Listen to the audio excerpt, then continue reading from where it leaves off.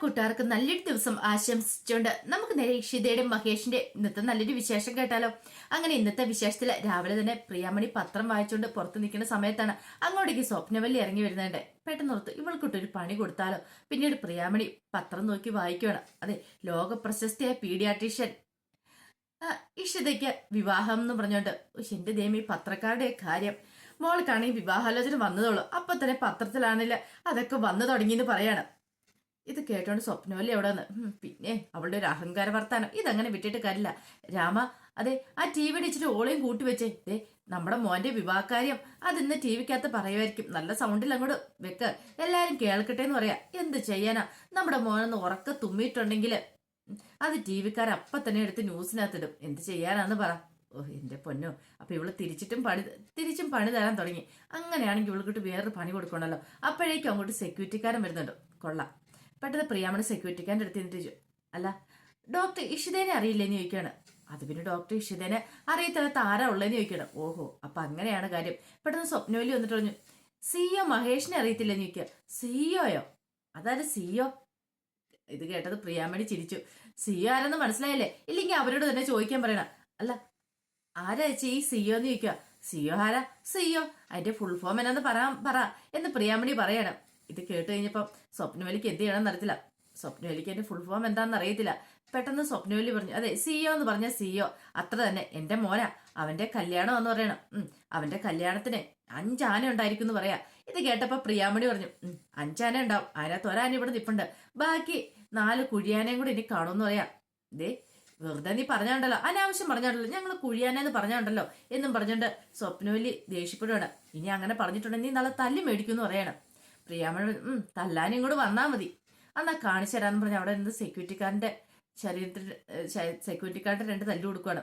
പെട്ടെന്ന് ഇപ്പോഴന്ന് പ്രിയാമണി, ആഹാ നിനക്ക് അത്രയ്ക്ക് അഹങ്കാരമാണ്, അന്ന് നിനക്കിട്ട് തരാന്ന് പറഞ്ഞ് പ്രിയാമണി സെക്യൂരിറ്റിക്കാരൻ്റെ കൊടുക്കുകയാണ്.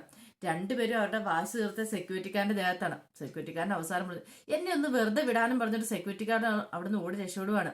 എന്റെ ഭഗവാനെ, ഓ ഇവര് 2 പേരുടെ മക്കളുടെ കല്യാണം കഴിയാതിരുന്നാൽ മതിയായിരുന്നു.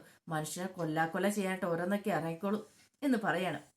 പിന്നീട് മാഷ് സുചിത്രൻ പ്രിയാമണിയും കൂടെ റിസോർട്ടിനോട് ചെന്ന് ഇറങ്ങുവാണ്. പ്രിയാമണി ചോദിച്ചു, അല്ല മാഷെ, ചെറുക്കന്റെ വീട്ടുകാര് അവരെപ്പോഴാ വരുന്നത്, എവിടുന്നാ വരുന്നതെന്ന് ചോദിക്കുക. അവര് നമ്മുടെ അപ്പാർട്ട്മെന്റിൽ നിന്നല്ലേ? നമ്മുടെ അപ്പാർട്ട്മെന്റിൽ നിന്നോ? അല്ല, ഞാൻ എന്റെ നാക്കുളുക്കി പോയതാ, തിരിഞ്ഞു പോയതാ. നമ്മൾ അപ്പാർട്ട്മെന്റിൽ നിന്ന് ഇറങ്ങിയപ്പോ വിളിച്ചിട്ടുണ്ടായിരുന്നു, ഇപ്പൊ തന്നെ വരുമായിരിക്കും എന്ന് പറയാം. ഓ അങ്ങനെയല്ലേന്ന് ചോദിക്കുവാണ്. അപ്പോഴേക്കുമാണ് അങ്ങോട്ടേക്ക് ആഷിതയും സൂരജ്മോനും മഹേശ്വരും ഒക്കെ വന്നിറങ്ങണേ. അപ്പൂപ്പാന്ന് പറഞ്ഞ് ഓടി വന്ന് സൂരജ്മോൻ മാഷിനെ കെട്ടിപ്പിടിക്കുകയാണ്. പിന്നീട് ചോദിച്ചു, ആഹാ സുജി, നീ ഭയങ്കര സന്തോഷത്തിലാണല്ലോ. ഓ, ഇവളുടെ സന്തോഷം കണ്ട അടുത്ത ചാൻസ് ഇവൾക്കാണല്ലോ, അതുകൊണ്ടായിരിക്കും. ഒരു കാര്യം ചെയ്യാം, ഈ റിസോർട്ടൊക്കെ നീ നോക്കി വെച്ചോ, അടുത്ത നിന്റെ കല്യാണം ഇവിടെ തന്നെ വെച്ച് നടത്താന്ന് പറയാണ്. ഒന്ന് പോ എന്റെ ചേച്ചി എന്ന് പറയാണ്. അല്ല, ഇനിയിപ്പൊ കെട്ടാൻ പോകുന്ന പയ്യന് വല്ല അനിയന്മാരാരെങ്കിലും ഉണ്ടോ? അങ്ങനെയാണെങ്കിൽ നമുക്ക് അവരെ ആലോചിക്കാന്ന് പറയണം. അതിന്റെ ആവശ്യമൊന്നും എനിക്കില്ലെന്ന് സുചിത്ര പറയാണ്. എനിക്കത്ര ധൃതിയില്ലെന്ന് പറയണം. എന്നാ ശരി. അല്ലച്ചാ, ഇതുവരെയായിട്ടും എന്താ അവര് വരാത്തെ? അച്ഛൻ എന്താ പെട്ടെന്ന് ഇത്രമാത്രം തോന്നാനായിട്ട്? ഇഷിതയ്ക്ക് പെട്ടെന്ന് കല്യാണം വേണമെന്ന്. എന്റെ പൊന്നു മോളെ, ഒന്നും പറയണ്ട. ഒരു ദിവസം ഒരു ഫോൺ കോള് അച്ഛൻ അതെടുത്ത് അറ്റൻഡ് ചെയ്തു. അച്ഛന്റെ കൂട്ടുകാരന്റെ മോൻ വിളിച്ചിട്ട് കല്യാണം നടത്തിയാലോ എന്നൊരു പറച്ചില്. പിന്നെ ഒന്നും നോക്കിയല്ല അച്ഛൻ ഇറങ്ങി അങ്ങോട്ട് പുറപ്പെട്ടു. ഇത്രത്തോളം വരെ എത്തിയ കാര്യങ്ങളെന്ന് പറയാണ്. അല്ല, ഇഷു വന്നില്ല അമ്മയെന്ന് ചോദിക്കുകയാണ്. ഞാൻ അവളെ ഒന്ന് വിളിച്ചു നോക്കട്ടെ എന്നും പറഞ്ഞ് ഇഷിതേനെ വിളിക്കുകയാണ്. ഈ സമയം ഇഷിത പറഞ്ഞു, അമ്മ ഞാൻ വന്നോണ്ടിരിക്കുക. മോളെ, നീ ഹോസ്പിറ്റലിൽ നിന്ന് ഇത്ര ലേറ്റ് ആയത്? അമ്മ കുറച്ച് തിരക്കുണ്ടായിരുന്നു. അല്ല, നീ ആ ഡ്രസ്സിലാ വരുന്നേ? ഒരു കാര്യം ചെയ്യുക, നീ ബ്യൂട്ടി പാർലറിൽ പോയി റെഡി ആയിട്ട് വരാൻ പറയണം. അമ്മ അതൊക്കെ ഞാൻ റെഡി ആയിക്കോളാം, ഡ്രസ്സ് എൻ്റെ കയ്യിലുണ്ട്. അത് ആ റിസോർട്ടിന്റെ കോംപ്ലക്സിൽ തന്നെ ഉണ്ടല്ലോ ബ്യൂട്ടി പാർലർ, അതുകൊണ്ട് ഞാൻ അവിടെ ഒന്ന് റെഡി ആയിക്കോളാം എന്ന് പറയണം. ഓ ശരി, എന്നാ അങ്ങനെ ആയിക്കോട്ടെ എന്ന് പറയാണ്. അങ്ങനെ ഫോൺ വെച്ച് കഴിഞ്ഞിട്ട് മാഷോട് ഞാൻ അവർ വന്നൊന്ന് നോക്കട്ടെ എന്ന് പറഞ്ഞിട്ട് അങ്ങോട്ടേക്ക് പോവാണ്. ഈ സമയം മഹേശ്വറും ആഷിതയും പ്രേമണയൊക്കെ സംസാരിച്ചിട്ട് വരുന്ന സമയത്താണ് അതിലൂടെ മഞ്ജരി ഇങ്ങോട്ട് ഇറങ്ങി വരുന്നുണ്ട്. ഇവളെന്തിനാ പോലെ ഇങ്ങോട്ട് വരുന്നേ? ഓ, ഞാൻ ഇറങ്ങിയപ്പോൾ നോക്കിയായിരുന്നു അപ്പുറത്ത് ആ വടയേശി ഉണ്ടോന്ന്, അവളെ കണ്ടില്ല. ഉണ്ടായിരുന്നെങ്കിൽ 2 വർത്താനം പറഞ്ഞിട്ട് ഇറങ്ങി വരാൻ ഓർത്തിരുന്ന. അപ്പൊ ആണ്ട് ഇവറ്റകൾ ഇങ്ങോട്ട് വന്നു. ഇവിടെ എന്ത് കാണിക്കാൻ വന്നതാ പോലും. ഈ സമയം മഞ്ജരി ഓർത്തു, ഇവരെന്താ ഇങ്ങോട്ട് വന്നത്? എന്താണല്ലോ ഒന്ന് കണ്ടു കളയാ എന്നൊക്കെ ഓർത്ത് അങ്ങോട്ട് ഇറങ്ങി വരുവാണ്. എന്ത് പറ്റി, എല്ലാരും ഉണ്ടല്ലോ. ഓ, ഇനിയിപ്പം ഡോക്ടർ ഇഷിതയ്ക്ക് ചെറുക്കനെ ആലോചിച്ച് അലഞ്ഞു തിരിയുമായിരിക്കും അല്ലേന്ന് ചോദിക്കുകയാണ്.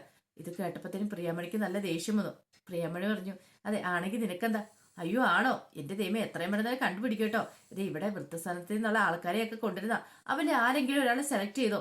അങ്ങനെയാണ് പിന്നെ കാര്യങ്ങൾ കുറച്ചുകൂടെ എളുപ്പമാവും. ഒരു പേഷ്യന്റും ആവും, പിന്നെ അവൾക്കൊരു ഭർത്താവും ആവില്ലേ എന്ന് പറയണം. ഓ അങ്ങനെയാണോ? അതെ, ഞങ്ങൾ എങ്ങനെ വെച്ചാൽ തീരുമാനിച്ചോളാം. നിനക്കേ ഒന്നിന്റെ കുറവുണ്ട്, അതാ നീ ഇത്ര അഹങ്കരിച്ചെന്ന് പറയണേ. ഇങ്ങോട്ട് വരാൻ പറയണേ.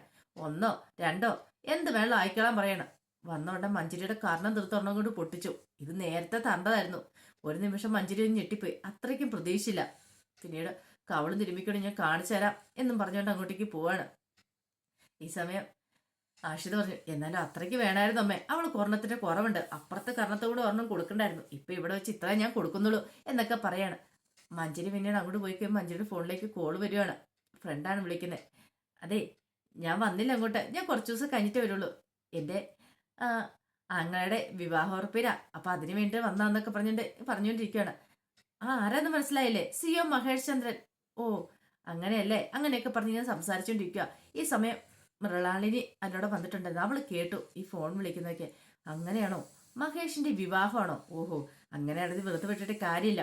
ഇപ്പൊ തന്നെ ആകാശിനെ വിളിച്ച് പറയണം. എന്ന് കരുതി എന്ത് ചെയ്യാണ്, ആകാശിനെ വിളിക്കുകയാണ്. ആ സെക്കൻഡിൽ തന്നെ ആകാശിനെ വിളിച്ച് ഈ കാര്യങ്ങളൊക്കെ പറയണം. ഇത് കേട്ട് കഴിഞ്ഞപ്പോ തന്നെ ആകാശ് പറഞ്ഞു, അവന്റെ കല്യാണമോ?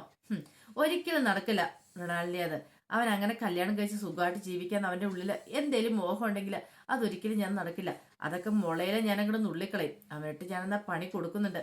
എന്ത് ചെയ്യണമെന്ന് എനിക്കറിയാന്ന് പറയാണ്. ഈ സമയം ഇഷിത എന്ത് ചെയ്യാണ്, ഇഷിത ബ്യൂട്ടി പാർലറിലേക്ക് വരുന്നുണ്ട്. അവിടെ വന്ന് റെഡിയാവുകയൊക്കെ ചെയ്യാണ്. പിന്നീടാണ് രചനയും ചിപ്പിമോളും കൂടെ അങ്ങോട്ട് വരുന്നത്. ഇഷിത ബ്യൂട്ടി പാർലറിൽ നിന്ന് ഒരുങ്ങി പുറത്തേക്ക് ഇറങ്ങുന്ന സമയത്താണ് അങ്ങോട്ടേക്ക് രചനയും ചിപ്പിമോളും കൂടെ വരുന്നത്. ചിപ്പിമോളെ പറഞ്ഞു, അമ്മേ ഞാൻ അപ്പുറം പോയി മാറിപ്പോയി കളിച്ചോട്ടെ നിൽക്കാം.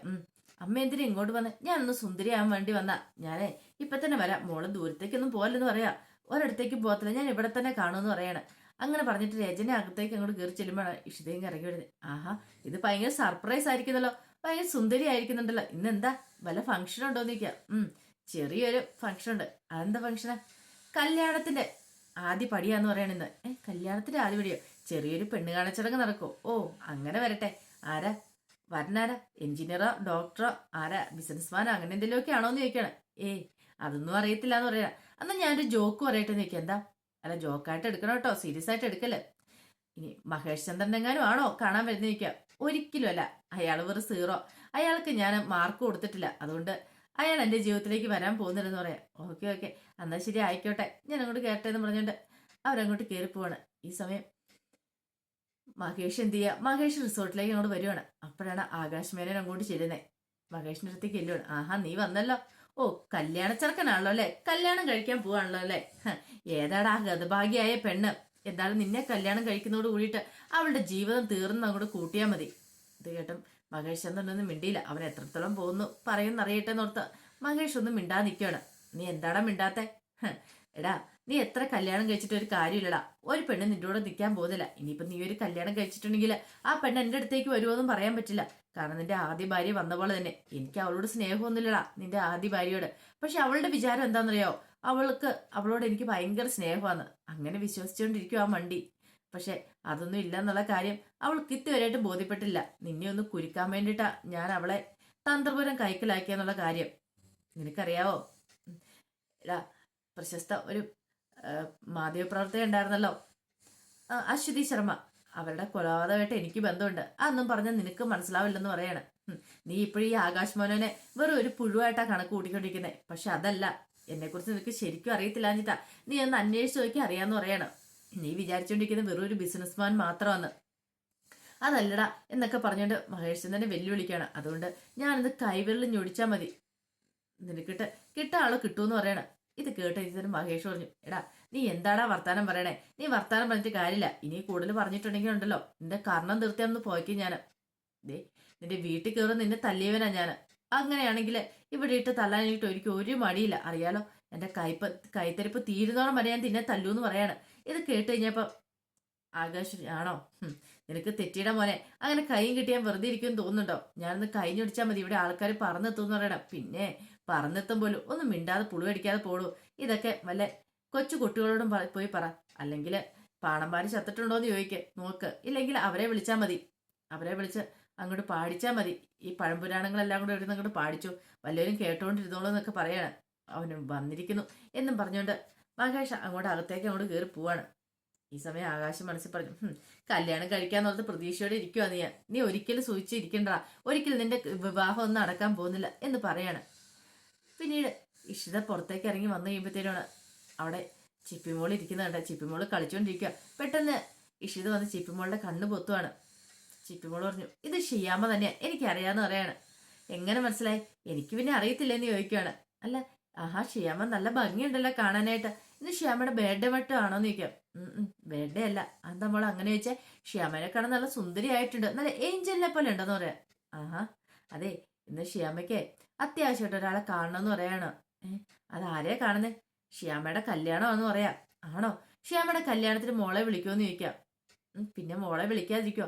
അങ്ങനെയാണെങ്കിൽ കല്യാണം കഴിഞ്ഞ് മോളെയും കൂടെ കൊണ്ടുപോകുമോ? എനിക്ക് ഷിയാമ്മയുടെ ഒപ്പം നിന്നാ മതി, ഞാൻ ഷിയാമ്മയുടെ ഒപ്പം വരുന്നുള്ളൂ എന്ന് പറയാണ്. ഇത് കേട്ടുകഴിഞ്ഞപ്പോൾ എന്ത് ചെയ്യണമെന്ന് അറിയില്ലാതെ ചിപ്പി മോളെ ചേർത്ത് പിടിക്കുവാണ് ഇഷിത.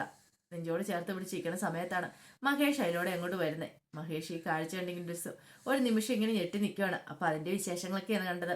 ഇതിന്റെ ബാക്കി വിശേഷങ്ങളുമായിട്ട് വൈകുന്നേരത്തെ പ്രമോയി വരാട്ടോ. ഒരിക്കൽ കൂടി എല്ലാവർക്കും നല്ലൊരു ദിവസം ആശംസിച്ചു നിർത്തുന്നു. നന്ദി.